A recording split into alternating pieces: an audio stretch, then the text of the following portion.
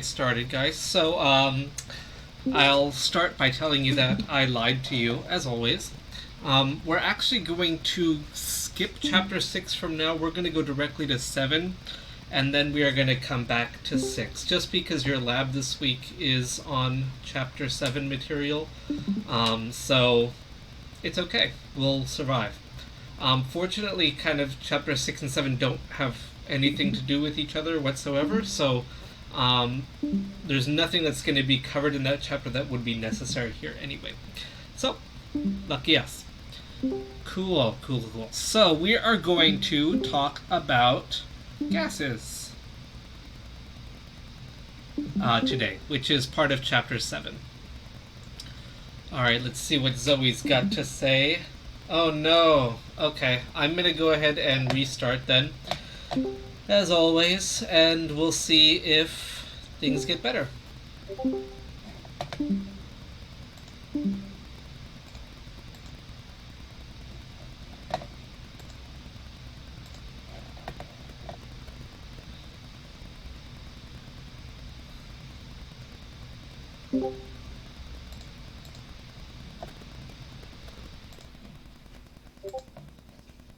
Alright, let's go ahead and see if this is any better.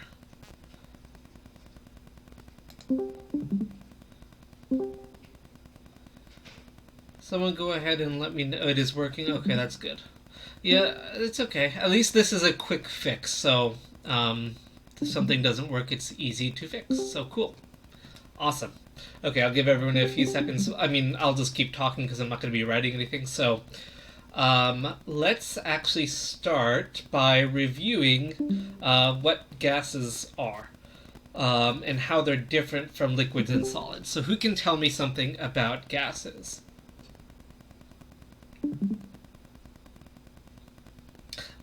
Shelby, we're just going to kind of do them in reverse order just because your lab tomorrow is on gases and you do not have a lab on chapter 6, so I'm just going to switch those two. Okay, yes. No shape, no volume. That's good.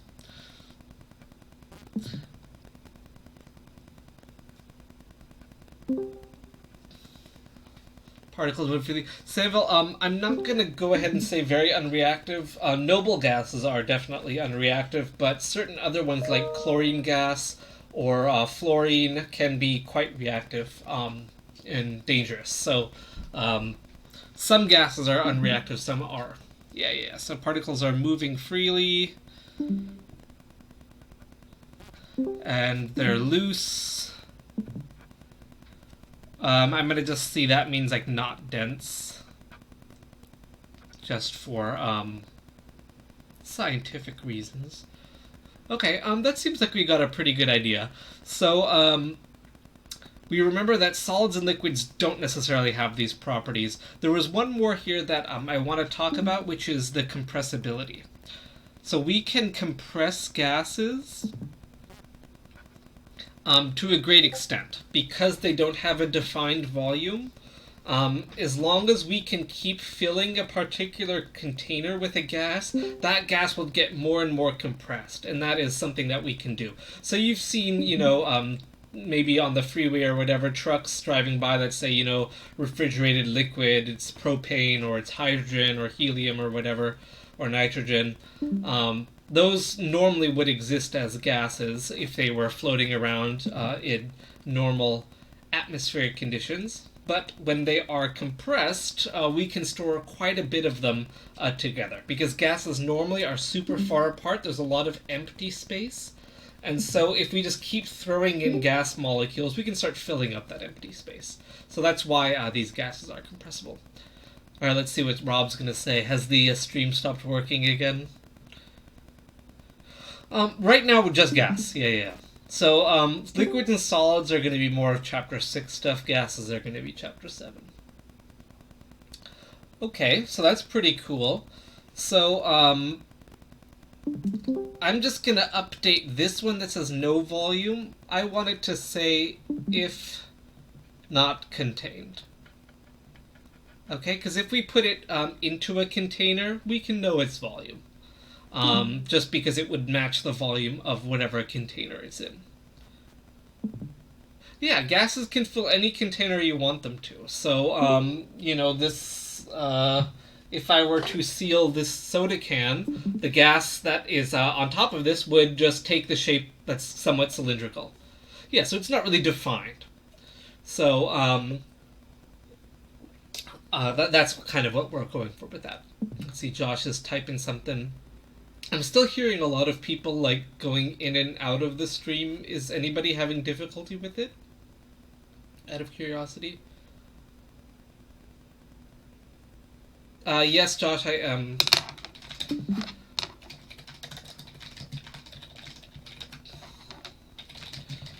Okay, so hopefully that will fix Josh and or Kimberly's problems. Okay, well, sorry, Josh. Can the rest of you hear me? Okay. Not very well. Okay, so Robert's saying I'm yelling, huh? And then Mary says not very well. Okay, so, just so you know, I yelled at you and then lied. So what you can do, is you can click someone's username, for example mine, and you can adjust the volume that you hear. You can make me louder or softer depending on how you hear me speaking. So if you want me to be louder, you'll move this to the right. If you want me to be quieter, you'll move it to the left. Okay? Would you like me... I'm going to go ahead... I'm going to restart one more time just to see if that's going to help fix the people who can't hear me. Okay? So we'll get this rolling as best as possible.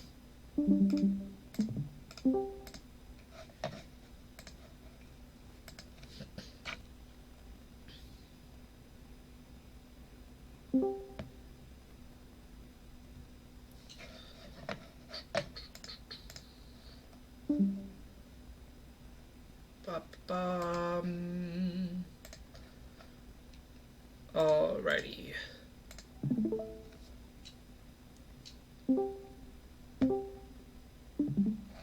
Alrighty, so hopefully that is better. I hope.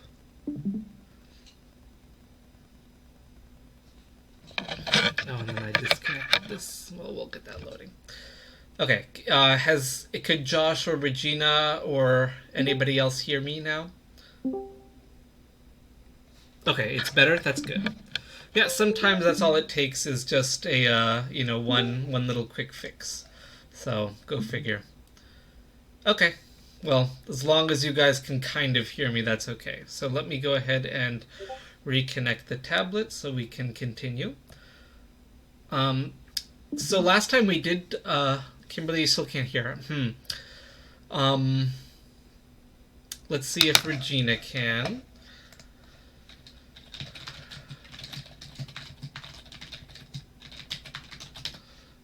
And then Regina also. Okay, so we'll see if it works for them. I doubt that they would have changed the volume. Like, it would be, if you knew you changed the volume, making it really soft, perhaps you would remember that. I just assume. So, I'll let you guys figure this out. I'm happily that... Oh, does it? Okay. Yeah, that's another good suggestion, Samville.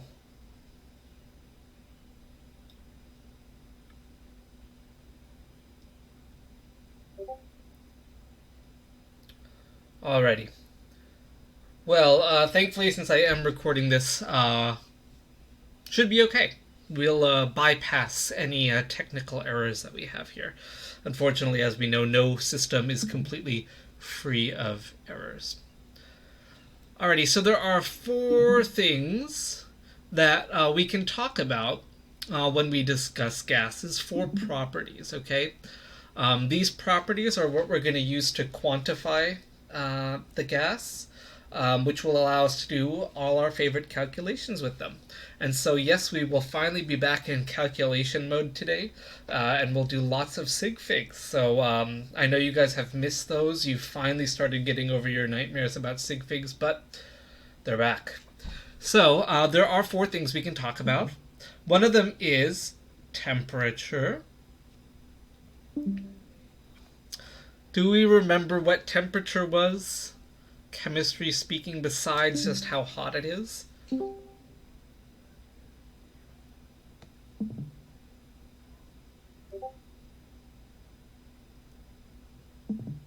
Anyone at all? What's temperature? Yes, that's a unit. But what does temperature mean? It's related to heat, but a little bit more.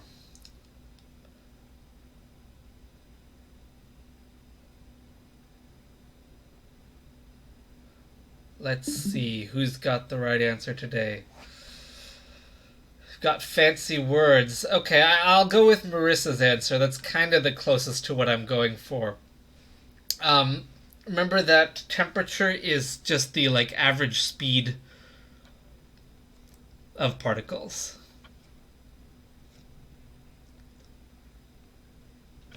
Okay, so that's what gases are. Or that's what temperature is. It's how fast things are moving, and we can recognize that physically as heat. We can sense something moving faster as it being higher in temperature.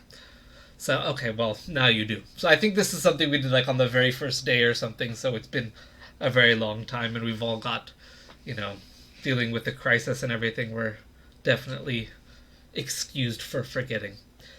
All right, so that's one thing. We have another one. Yeah, COVID on the brain, right? We have the quantity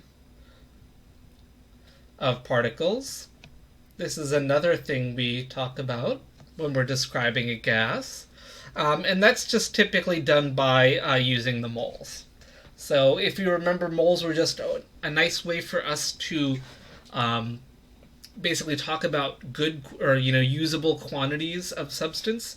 So we're going to be able to use that as part of our analysis of gas behavior. Cool. Another one is volume. So remember, gases don't have a definite volume, but if you put them into a container, they will assume the volume of that container. So that's always going to be equal to whatever the container is. So if you have a gas tank that is, 20 liters or something, the volume of the gas that's inside will be 20 liters. And for gas laws, we're actually going to use Kelvin for our units for temperature, just so you know. So we're not going to be using Celsius for this chapter. Okay, and the last one we have is perhaps one we have not talked about yet so far, which is pressure. So speaking of COVID on the brain, that's probably some pressure on your mind, right? Pressure is, physically speaking, it's a force over an area. But we're not going to be really using this physics definition. But that's what it's defined as. We use pressure a lot as in a colloquial sense, saying, I'm under pressure, I have this homework due, I have all these labs due for Dr. Gellert tomorrow. We can kind of suggest that pressure is, it's not a good thing necessarily. Nothing wants to have higher pressure, but we can force gases to go under high pressure. But that's we're going to have to work to get to that. Okay, so the units of pressure we typically use are going to be atmospheres, which are abbreviated ATM. And this is a more historical unit, where if someone were to go to the sea level, the amount of force of all the air particles hitting them on the head is equal to 1 atmosphere. So it's kind of just this, it's not a very absolute unit. back when it was first, kind of crafted, but it's still one that's very commonly used today. So we will keep using it. There are other units. For example, if any of you are in the healthcare field, you will have seen this unit before. This unit is pronounced millimeters of mercury, mmHg, with a capital H. This is another pressure unit. If you've ever had your blood pressure measured, you're looking for that 120/80. That's in units of millimeters of mercury. So that's another commonly used one we have. And fun fact, 760 millimeters of mercury is equal to 1 atmosphere. So this is a common conversion that we're going to need. I would normally say memorize this, but since everything for you is open book, do what you like. This is technically not an exact number, so I'm just going to give you some more sig figs there. That's 5 sig figs, but it's a pretty much 760 exactly. You've probably seen, when you're talking about your car's tires or your bicycle tires or whatever, you might see PSI as a unit. That's pounds per square inch. Since that is an American unit, we don't care about it, so forget it. But that is also pressure. So if you're familiar with that unit, it's describing the same phenomenon. One more unit, just because I love these things. We have the torr. Okay, and it's really exactly the same thing as the millimeter of mercury, but it has a fancy scientist's name, and there is a slight distinction. 760 torr is equal to 1 atmosphere exactly, but the millimeters of mercury is not exact. So it's a very small distinction. Just letting you know it's there. You don't need to, memorize that. For our intents and purposes, they're the same unit. So 760 torr equals 760 millimeters of mercury equals 1 atmosphere. Okay, so torr and millimeters of mercury, consider them the same. Okay, even though they are very, very slightly different. For us, they are the same. Okay? So we can talk about, in terms of gases, we have the pressure, the volume, the quantity, and the temperature. Since PV and T all kind of start with what they represent, I'll just remember that this is moles, okay? And that's the quantity. That's how many, particles are there. Alrighty, cool. So we are going to go ahead and see how gases behave when we mess with these variables. So all gas samples have all 4 of these characteristics. They have a pressure, they have a volume, they have a quantity of particles, and they have a temperature. And we're going to see all of these can influence each other, which is something that's unique to gases. We know that if you heat metals up, they expand a little bit, but it's not that significant. However, if you heat a gas up, it will expand quite a lot. And we're going to see how all of these are going to be related. Okay, so scenario for you guys.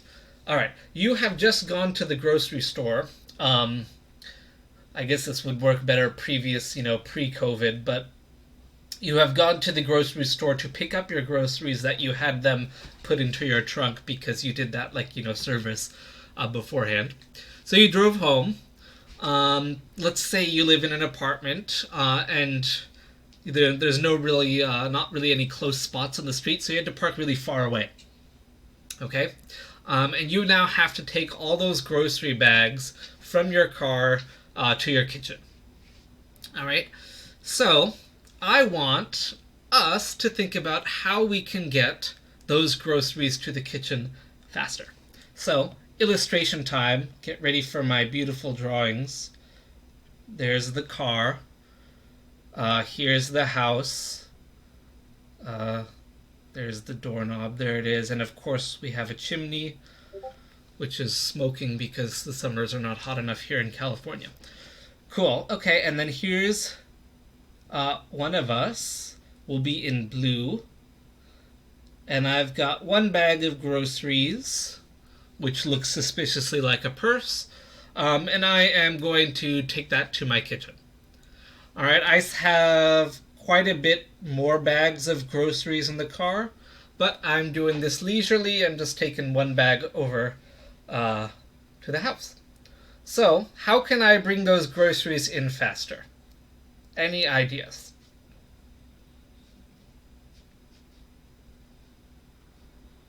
Carry more bags. I like that. Robert has also said you run. I like that. Great, great, great. And perfect. Drive closer to the house. I love it. Okay, you guys have already got all three that I wanted to talk about. So, we could move faster. Take more quantity. Or we could move closer. So we have all these options. We could technically drive our car right through the kitchen and door and destroy the house, but it would be closer, right? We're going to analyze all these in terms of how this is analogous to gas behavior. Yes, insurance, blah, blah, blah. We don't care. So, what I want you to kind of interpret from this analogy is consider now, yes. Here is one wall, and here is another wall of a container. And here is a gas particle. All right, and gas particles, they kind of just move around in straight lines.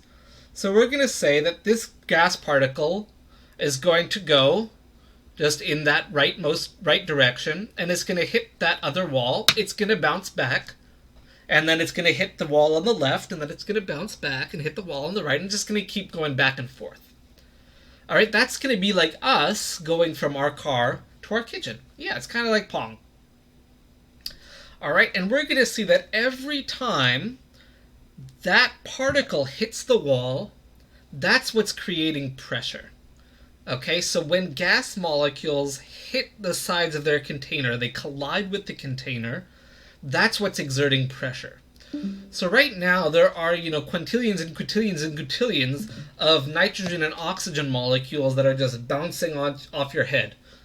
And so, we're kind of used to that, right? It's actually quite a bit of pressure that is exerted on us at all times. It's just kind of something we live with. Perhaps you've seen that if you go into space, you'll swell up and explode. Not quite true. But the reason for that is because if we didn't have that pressure, that since our bodies are built to, have that normally, without those molecules hitting us, we would just not have any control and poof, we would explode. Again, not quite true. Doesn't actually happen that way. But it's cool in the movies, right? So, yes.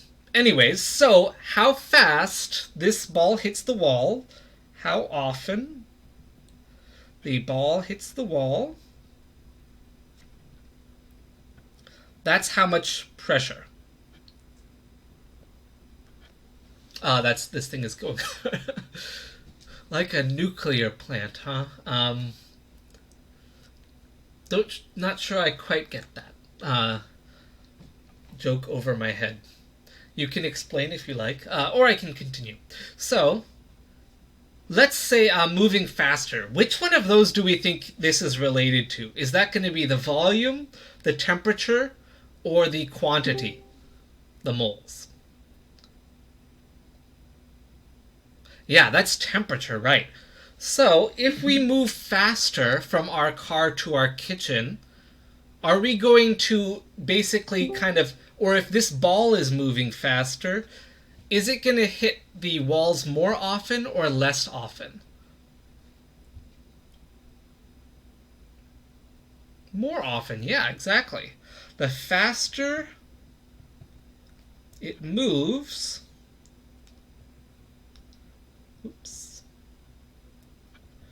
that means more collisions. So that means if we increase the temperature, we are going to increase the pressure. All right, so if we increase the temperature of something, make it move faster, it's going to collide with the walls more frequently. This is actually kind of how hot air balloons work. You heat the gas that's inside the balloon. It pushes up on the walls of that balloon, which forces the balloon to go up overall. Because the rest of the atmosphere is hitting the balloon on the outside, pushing it down. But since the molecules inside are faster because they're being heated, they will hit the walls more, and as a result, your balloon will go up into the air. Alrighty. Mathematically, do we call these directly proportional or inversely proportional? Does anybody know what those two terms mean?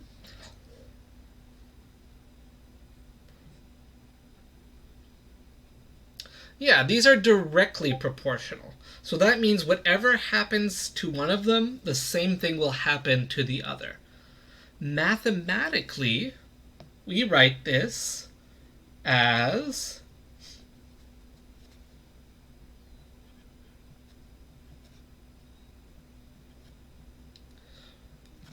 we say that the ratio of pressure and temperature is constant.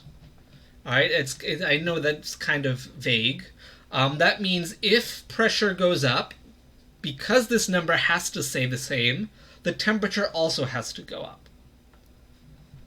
All right, so let's do a little bit of math. Another way of saying this, by the way, we can say that the first temperature and pressure are always going to be equal to a second set of temperatures and pressures.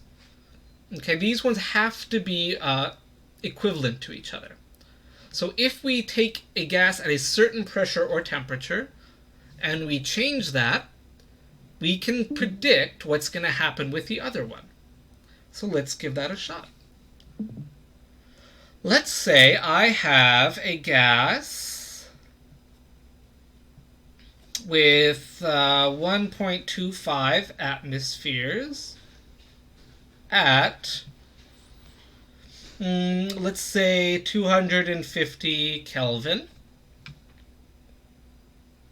And I'm telling you, I increase the temperature to 350 Kelvin. We can find out what the new pressure is.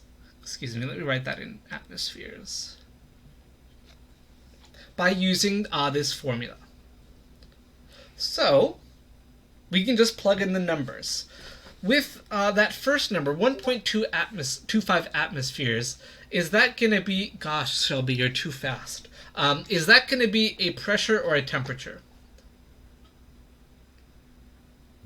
1.25 atmospheres. That's a pressure, right? And the one in Kelvin is going to be our temperature. So, we can say 1.25 atmospheres over 250 Kelvin equals our second pressure over 350 Kelvin. And hopefully you all know how to solve this. It's just one variable that we have in a lot of math, so we'll multiply both sides by 350 and get our answer, which apparently is 2. Is that correct? No, I would say it's 1.75 actually. Just looking at it. Can someone do this for me? Yes, Robert. Atmosphere is a unit of pressure. Okay, yeah, I see 1.75. Yeah. Here, just for sig fig purposes, I'll make these 3 sig figs each. If we really wanted, we would say it's 350 Kelvin times 1.25 atmospheres over 250 Kelvin. We see Kelvins cancel out. We're left with atmospheres. And we do the math. We should get 1.75 atmospheres.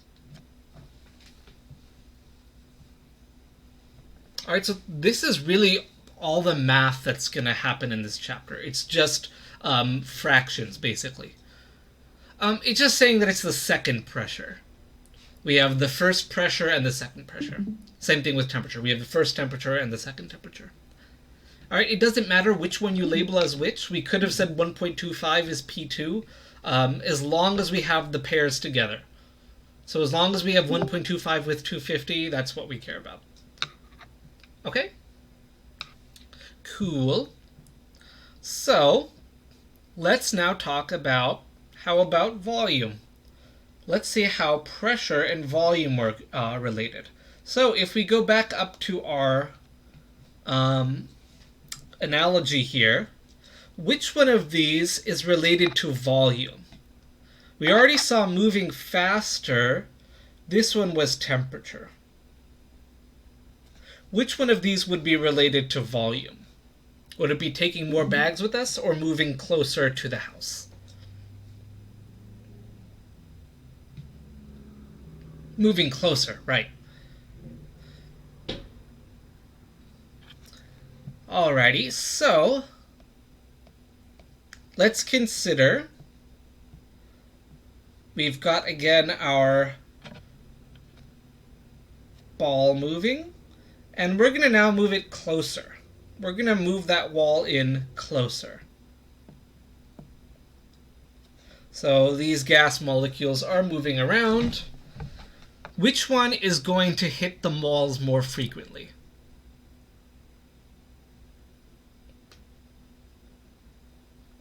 The first one or the second one? Yeah, shorter distance, right? Exactly. So this one, by the time this one hits the wall, it's already on its way back. This first one is still on its way. And then this one will hit the second wall before the first one does. So for sure, this one, shorter distance, which means more collisions. All right, and since this is just two-dimensional, if we were to put this in 3 dimensions, that means less volume is more collisions. Okay, so the shorter the path is between the walls, you're going to hit it more frequently. All right, just like if we were bringing the groceries in, the closer we are to the car from the kitchen, the faster we're going to be able to bring those in.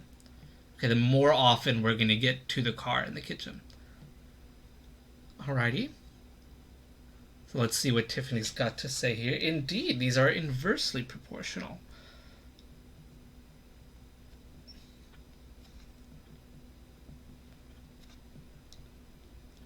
So that means if the volume goes down, the pressure goes up, and vice versa. All right. So if we think about it, gas tanks are very often under pressure, right? Because we've taken a lot of gas and put them in a relatively small volume. That's why the pressure is going to be high. So mathematically, we're going to say that the pressure times the volume is constant. Or we could say that the first pressure and first volume are equal to the second pressure and second volume. So let's see this with numbers. Let's say I have a 10-liter tank with gas that is at 22.0 atmospheres. All right, and I am going to move that to a container that is 5 liters. Let's see if we can't figure out what's missing here. So, liters, is that a unit of pressure or volume? Volume, indeed, and so again, atmospheres will be our pressure. And here is Gumbo's visit for the day. Let's go ahead and say hello to Gumbo.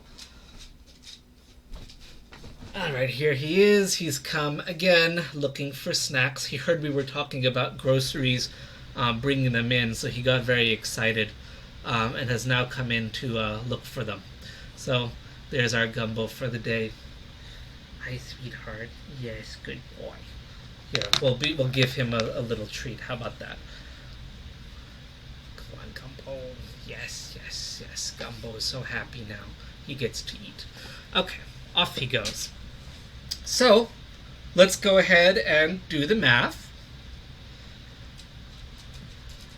So, we have 10 liters times 22 atmospheres,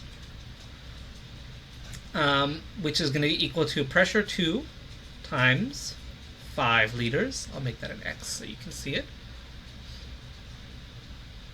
If we wanted to solve this, we would go ahead and divide this side by 5 liters. We see liters cancel out. We'll be left with atmospheres. And we should get 44 atmospheres, right? Fast maths. We decrease the volume by half, therefore we will double the pressure because they are opposites. One goes down, one goes up. All right, any questions on this or the other one? These laws, by the way, do have fancy names, but I never remember them. You do not have to remember them either. I'm never going to say, like, whose law is this? There's Boyle's law, Charles' law, Gay-Lussac's law, let's see, Avogadro's law. There's all these other laws with gas laws that you do not need to know the names of. Okay? But they exist. Cool. No questions?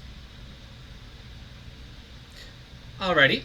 Let's go ahead and do our last relationship. Go ahead, guys. Let's see. Maybe later. Okay, that's fine.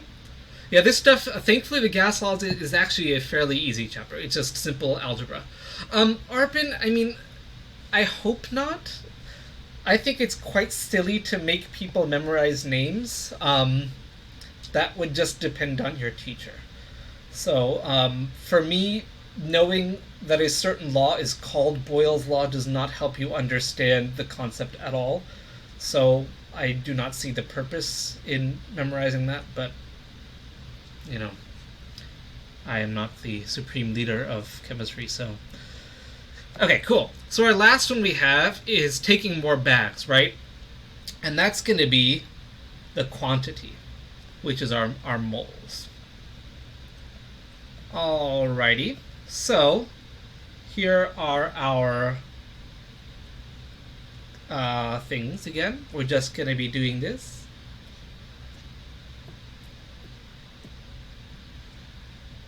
So these gas molecules are all moving around at the same temperature. Looking at these two, which of these containers is going to experience more collisions? The one with 1 ball in it or the one with 3 balls in it? Yeah, exactly. We have 3 times as many things hitting the walls. That means we're going to have more collisions, right? So that tells us more particles equals more collisions.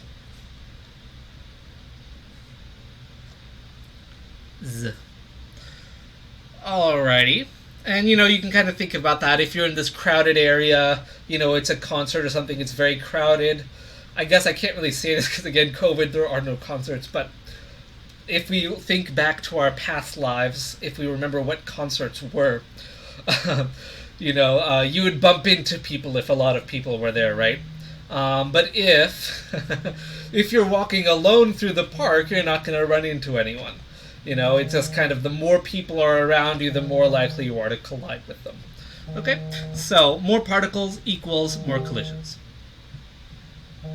All right, so directly or inversely proportional.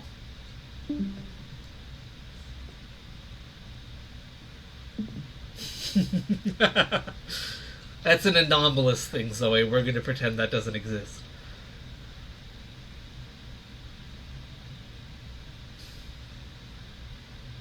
Alright, so our moles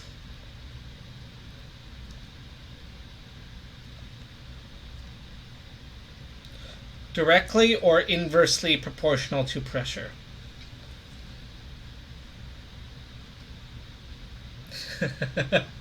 Only in Glendale, guys. Trust me, and the rest of the world drivers are a lot better. So, yes, these are directly proportional. Which means, again,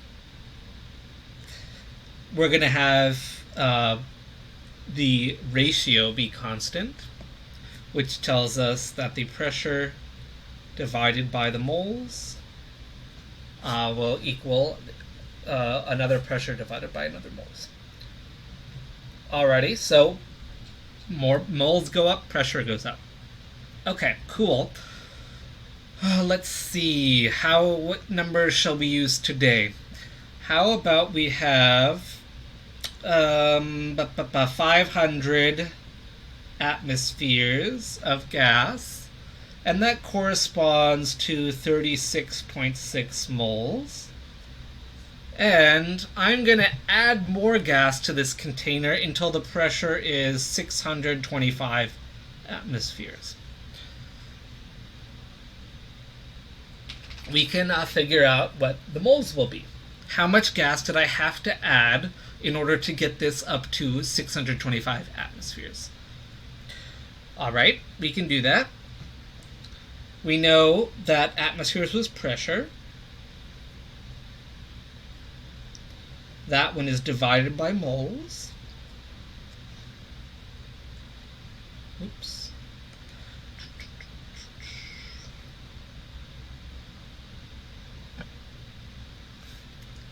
Again, it does not matter which one we call N1 versus N2. We could have used 36.6 as N2 as long as we used 500 as P2. Okay, as long as the pairs are together, that's all that matters. Okay, solving this, we'd have to cross multiply, right? Hopefully we remember that. We would get N2 equals 625 atmospheres times 36.6 moles over 500 atmospheres. As always, our one unit should cancel out. We're left with another unit. And what's it going to be?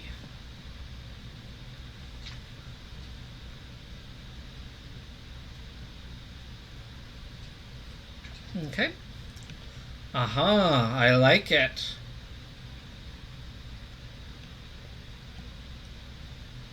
Is that our final answer?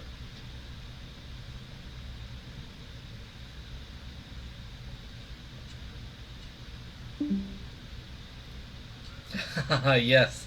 The other ones have been nice. They've all had 3 sig figs, so they've all been done for us. But this one we will have to round, exactly. So with sig figs, 45.8 moles. Okay, and that would be our answer. Alrighty. Any questions so far?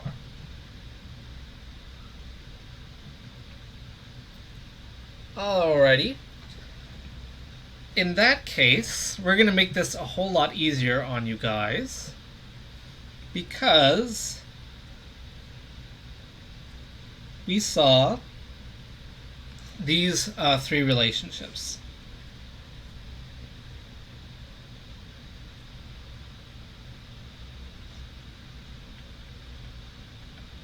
Okay, so we were able to kind of figure out these 3 relationships, how pressure relates to volume, temperature, and quantity of particles.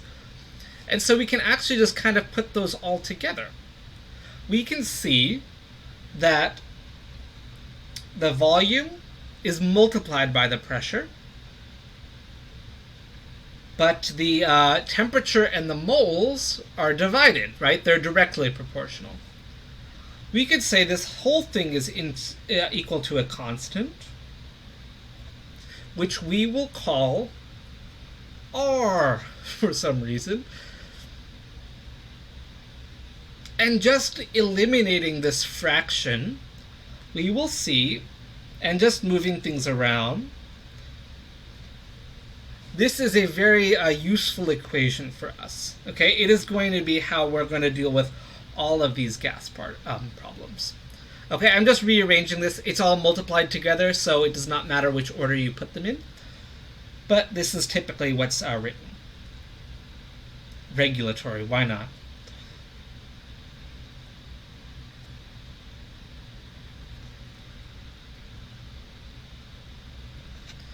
Alrighty, and this guy, which is our universal gas constant, none of those have an R in it, but universal gas constant, that's what it is.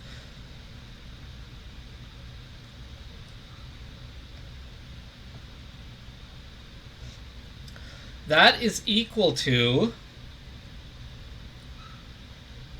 0.08206 liters times atmospheres over kelvins times moles. Okay, that's what R is equal to. And we will work with this number once we come back from our break, okay? So this equation, sometimes called pervert, just again as a way to remember it, is called the ideal gas law. And it is how we are going to be able to relate these four quantities together. So if we are given, yes, that's liter times atmosphere for the numerator, and then Kelvin moles for the bottom. So we'll see this in action, Marissa, and so we can see how it's going to work, okay? The units look scary, I know, but those units are actually telling us how to put this equation together. Plus, those units are telling us which units we need to have these quantities in. We need to have our volume in liters, our pressure in atmospheres, our temperature in kelvins, and our quantity in moles. All right? Cool. Okay, do we have any questions up until now? We are going to work with this equation once we come back from our break.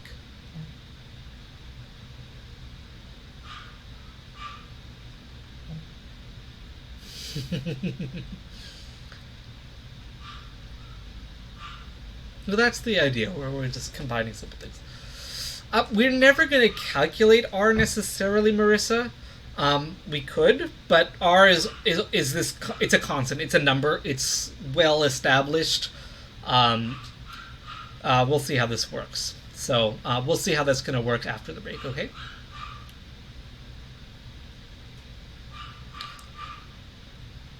Okay, so let's go ahead and take our break then. So come back at about 4:33 or so. We're going to use it for being able to relate these four to each other. So we'll see when we get back, Marissa. We'll show you in a problem, and then we'll see how it's going to work. Okay?